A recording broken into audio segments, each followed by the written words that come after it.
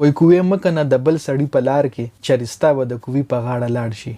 السلام علیکم ملګرو، جنید خان یم. د دوو کلاړیانو الیکس هیلس او جوس بټلر نن په انډیا باندې سه لوبي وکي 170 رنز ورپسې په اوپننګ چیس ک په 16 اورونو کې د پاکستان غا ریکارډ مات کو. پاکستان ورپسې 152 چیس کړو، د ورپسې 170 چیس ک او په 14 اورونو کې د انډیا زاړه پلیران کم چې د په ټي وي شوګانو باندې اسو د انډیا عوام چې کم دي د په خبرو به د خلې باويسري ډيري په خبرو باندې اسمان راغور د خپل ټیم نه پوره یو غټ غر جوړ کړی او د بل ټیم ولړ د سړی بچي ښکارینه میچ نه مخکې داسې خبرې چې د انګلند د ټیم د لسم د کینیا ټیم ښکارېدو، خو د انګلند ټیم په داسې لوبي وکړ چې دا به ټول عمر یاد ساتي.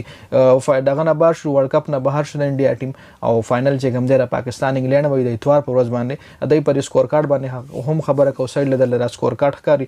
انډیا په 20 اوورو کې 168 رنز کړي د شپږ کلاډیان یو ټي خو سکور کړو، اخر کې خو سکور کو سٹارټ کې ګیرو راهول چې کوم دی کې راهول 5 بال 5 رنز کړي دي، روهیت شرما 28 بال 27 رنز کړي، رنا بال گیم یې کړي دي، ویرات کوهلی 40 بال 50 رنز کړي، سوریا کمار 10 بال 14، هاردیک پانډیا خګیم کو اخره کې سکور د 107 لو رسول کړي خو 150 لم نشو رسول 33 بال 63 رنز هاردیک پانډیا کړی دي.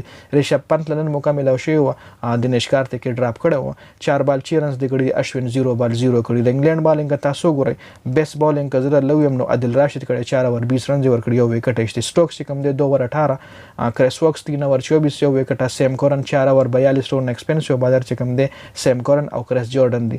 عادل راشد 4 اور 20 رنز یو وکټ، لیوینګسټن 3 اور 21 او کریس جورډن 4 اور 43 3 وکټ. کریس جورډن د وکټ له حساب سره چې کوم دی خو بالینګ کړی دی او د اکانومي له حساب سره بیټ بالینګ را بشوس د انګلند بیټینګ لا چې انګلند بیټینګ خو بس دوه کلاډیانو په اوپننګ باندې گیم کړی دی، په اوپننګ باندې ته میچ ګټلې کې خو دومره سشتره نه. جوس بټلر 49 بال باندې 80 رنز کړی دي او هیلس چې کوم دی 47 بال باندې 86 رنز کړی دي.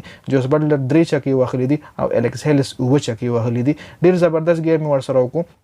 دای خبرې ډېرې دی چې دا کم ایکس ټیکټران دي، دا کم چې په میډیا باندې ناست دی، دا خبرې چې تاسو اورئ دی دومره غرور کې لګي د خپل ټیم نه پوره یو غټ غر جوړ کړي. څنګه چې د لموي د بل ټیم خو لاړو سخکاري نه خو لا گازر او ډیپر ښکاري، د انګلند ټیم شو، د استرالیا ټیم شو، د پاکستان ټیم شو، دا خو د داسې ښکاري لکه گازر. خو چې کله میدان لور کوشي نو بیا دغه حالي په 16 اور کې 170 رنز چیس کېدل په اوپننګ باندې دا ډیره غټه خبره ده او د انډیا لپاره ډیره د شرم خبره ده.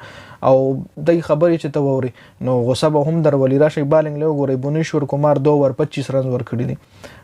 ارشدیپ سنگ خ بالینګ کړی 2 اور 15 ټونه خ بالینګ ارشدیپ سنگ کړی دي او اجر پټیل کړی دي 4 اور 30 رنز ور کړی. ورپسې راځي شامي 3 اور 39 ور کړی دي، اشوین 2 اور 27 ور کړی دي، هاردیک پانډیا 3 اور 34 رنز ور کړی. دا د بالینګ د جی نو غروري په خاورو کې ملاو شو. پاکستان له ګوې کنهستو پاکستان ګوره ساوث افریقا سره میچ خو په اسانه باندې غیله ورکو چې پاکستان د ټورنمنت نه بهر کی. خو الله پاک ګوره چې چاله عزت ورکړي، چاله ذلت ورکړي، خو ټول الله پاک په لاس کې دي. پاکستان له ګوره څومره عزت ورکو، پوینټ ټیبل کې ټول نخکته ټیم او ټول نه پیله فائنل لو کوالیفای شو او دای چې په ټاپ باندې دغه ټورنمنت نه په بیزتۍ باندې بهر شو 170 رنز په اوپننګ باندې د ازغه بدل ټول عمر خوري. نو دا یو شاړونته ویډیو و، د ویډیو کتر ډیر زیاته مننه. ویډیو مخکې مرګرو سره شریک کړئ، جنید خان افیشل چینل هم سبسکرایب کړئ، پیج هم لایک کړئ. ډیر زیاته مننه. والسلام.